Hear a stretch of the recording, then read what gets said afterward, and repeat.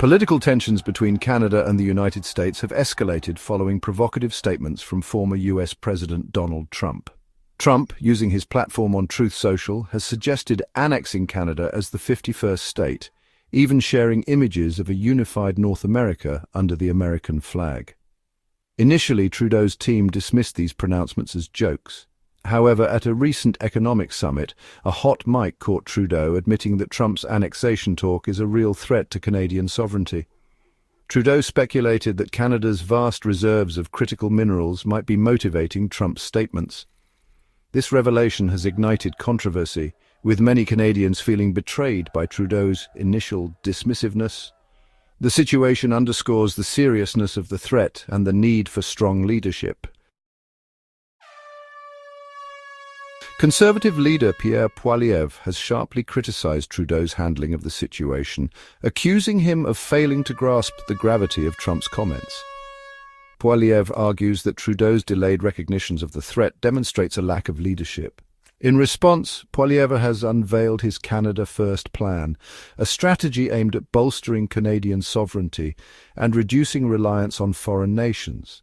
This plan seeks to empower Canada economically and strategically, ensuring the nation is well equipped to face external pressures.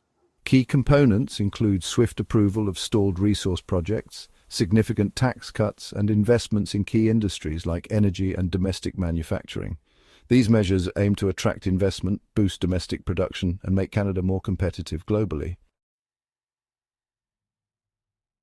Poilievre's plan also calls for the elimination of interprovincial trade barriers to facilitate the seamless flow of goods, services, and labor across Canada. He advocates for a west-to-east oil pipeline to enhance Canada's energy independence and generate economic benefits.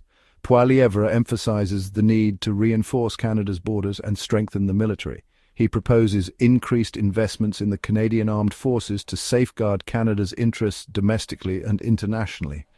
This includes bolstering border security measures to manage migration and prevent illegal activities.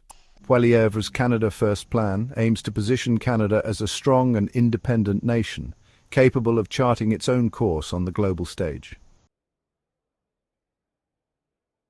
Poilievre contends that simply replacing Trudeau with former Bank of Canada Governor Mark Carney would not address Canada's underlying issues.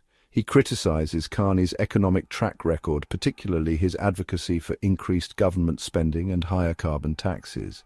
Poilievre argues that these policies would burden Canadians and hinder economic growth.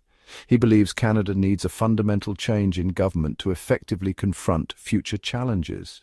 Poilievre asserts that only a conservative government, guided by fiscal responsibility and a commitment to Canadian sovereignty, can ensure a prosperous future. As tensions with the US persist, Poilievre's message is clear. Canada needs a leader who will prioritize its interests and secure a brighter future.